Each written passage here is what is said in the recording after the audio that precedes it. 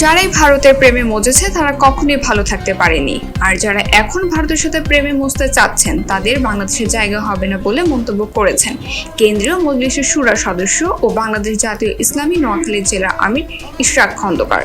শনিবার সন্ধ্যায় মীর ওয়ারিশপুর ইউনিয়নের মজুমদার হাট বাজারের মীর কাসেম বহুমুখী উচ্চ বিদ্যালয়ের মাঠে জামায়াতে ইসলামীর ইউনিয়ন বাংলাদেশ জামায়াতে ইসলামীর আয়োজন ইউনিয়ন কর্মী সভায় তিনি কথা বলেন। মীর ওয়ারিশপুর ইউনিয়নের আমির সাইফুল ইসলাম শামীমের সভাপতিত্বে মীর ওয়ারিশপুর ইউনিয়ন কর্মী সম্মেলনের প্রধান অতিথি ছিলেন বাংলাদেশ জামায়াতে ইসলামী নোয়াখালী জেলার সেক্রেটারি মাওলানা বোরহান উদ্দিন।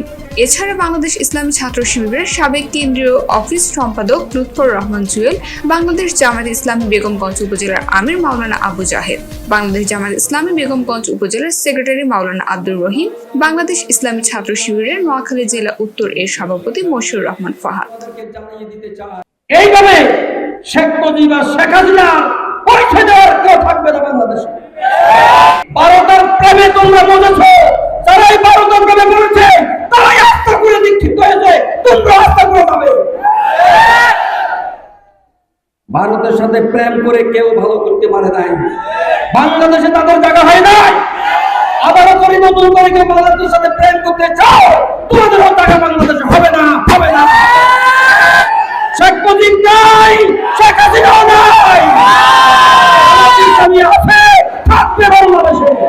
তোমাকে চাই বাংলার মাটিতে, প্রত্যেক কুম্ভমের রক্তের বিচার বাংলার মাটিতে তোমাকে করবো আমরা। তুমি আসতে হবে না, তোমাকে আনা হবে।